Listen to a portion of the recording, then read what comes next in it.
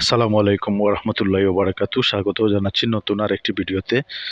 সম্মানিত ভিউয়ার্স, এই মুহূর্তে আমরা অবস্থান করছি সুনামগঞ্জ জেলার এই ডাবর, যেটাকে বলা হয় ডাবর এলাকার পাগলা গ্রামে। পাগলা যে বর্তমানে যে হাওর অঞ্চল আছে, হাওর অঞ্চলের বর্তমান পরিস্থিতি আমরা আপনাদেরকে একটু দেখানোর চেষ্টা করছি এই ভিডিওর মাধ্যমে। আসলে ইতিমধ্যে সিলেট অঞ্চলের প্রায় ৮টি উপজেলা বন্যার পানিতে প্লাবিত হয়ে গেছে এবং ভারী বৃষ্টি হওয়ার ফলে মানুষের মধ্যে একটি আতঙ্ক বিরাজ করছে, একটি আতঙ্ক সৃষ্টি হয়েছে। তাই আমরা একটু আপনাদেরকে বিভিন্ন হাওর অঞ্চল এবং বিভিন্ন এলাকা সবসময় এলাকার আপডেট দেওয়ার চেষ্টা করে থাকি। আপডেট দেওয়ার মাধ্যমে আপনাদেরকে জানিয়ে দেওয়ার চেষ্টা করে থাকি বর্তমান যে বন্যা পরিস্থিতি, সেই পরিস্থিতিটুকু আপনাদের সামনে আমরা তুলে ধরার চেষ্টা করছি। এই মুহূর্তে আমরা অবস্থান করছি এই সুনামগঞ্জ জেলার ডাবর, যে পাগলা যেটাকে বলা হয়, এই পাগলা গ্রামে এই মুহূর্তে আমরা অবস্থান করছি। পাগলা গ্রামের পাশে যে হাওর রয়েছে, সেই হাওরের দৃশ্যগুলো আমরা আপনাদেরকে দেখানোর চেষ্টা করছি এবং ছোট ছোট খাল বিল নদী যেগুলো রয়েছে আসলে এগুলার চিত্র আমরা আপনাদের সামনে তুলে ধরার চেষ্টা করছি। যে যেখান থেকে এই মুহূর্তে আমাদের ভিডিওটি দেখছেন, অবশ্যই আপনাদের এলাকার বর্তমান পরিস্থিতি, বর্তমান আপডেট চাইলে আমাদেরকে কমেন্টস করে জানাতে পারেন এবং আমরাও সবসময় চেষ্টা করি সত্যের সন্ধানে কাজ করার, সত্য প্রচারের, সবার আগে সর্বশেষ সংবাদ আপনাদেরকে জানিয়ে দেওয়ার আমরা সবসময় চেষ্টা করি।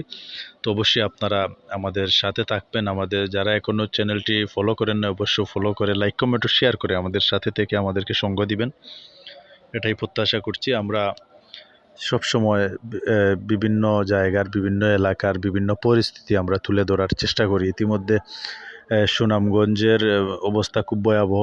অনেক বাড়িঘরে পানি, অনেক মানুষ পানিবন্দী হয়ে পড়েছেন। বিশেষ করে সুনামগঞ্জ, কোম্পানিগঞ্জ, জৈন্তাপুর, খানাইঘাট সহ আসলে অসংখ্য জায়গায় ইতিমধ্যে সিলেটের প্রায় ৮টি উপজেলা ইতিমধ্যে বন্যার পানিতে প্লাবিত হয়ে গেছে। সেই ৮টি উপজেলার মানুষ কিন্তু আসলে বন্যার পানিতে পানিবন্দী হয়ে পড়েছেন, বিভিন্ন ধরনের সমস্যার মধ্যে রয়েছেন তারা। তো ইতিমধ্যে অনেক মানবিক সংগঠন, মানবিক অনেক ব্যক্তিত্ব, তারা যার যার সামর্থ্য অনুযায়ী যে যার যেরকম আসলে পারছেন মানুষের পাশে দাঁড়াচ্ছেন, সহযোগিতা করছেন, সেটাও আমরা আপনাদেরকে একটু জানিয়ে দিলাম। আর আমরা চেষ্টা করছি আপনাদেরকে বর্তমান সুনামগঞ্জের যে ডাবর এলাকার যে হাওর অঞ্চল রয়েছে, সেই হাওর অঞ্চলের এবং নদীর যে বর্তমান চিত্র, আসলে সেই চিত্রগুলো আপনাদের সামনে আমরা তুলে ধরার চেষ্টা করলাম।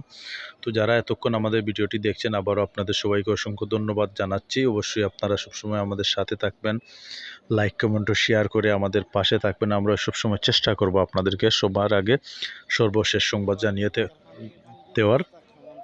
এতক্ষণ যারা ভিডিওটি দেখছেন, আবারও আপনাদের সবাইকে অসংখ্য ধন্যবাদ জানাচ্ছি। দেখা হবে অন্য কোথাও নতুন কোনো ভিডিও নিয়ে, নতুন কোনো আপডেট নিয়ে। এ পর্যন্ত আপনারা সবাই ভালো থাকবেন, সুস্থ থাকবেন, সকলের সুস্বাস্থ্য ও দীর্ঘায়ু কামনা করে আজকের মতো এখান থেকে বিদায় নিচ্ছি। আসসালামু আলাইকুম ওয়া রাহমাতুল্লাহি ওয়া বারাকাতুহু।